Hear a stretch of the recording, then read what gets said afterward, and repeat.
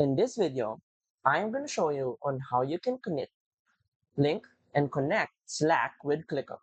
So, without further ado, let's begin.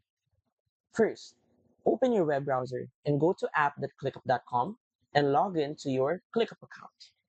Once you're inside your main dashboard, go to the left panel, click on More, and then click on Apps. From here, you should see all the possible integrations that you can directly link with ClickUp. One of those is Slack. Search it in the search node, click, and then connect.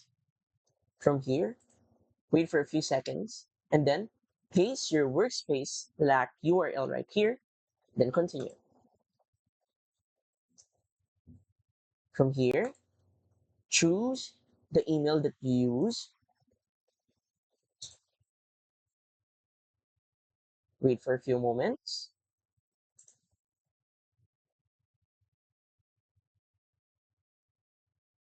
and once you see this, it means Slack is successfully connected and synced with your ClickUp account. And that's it.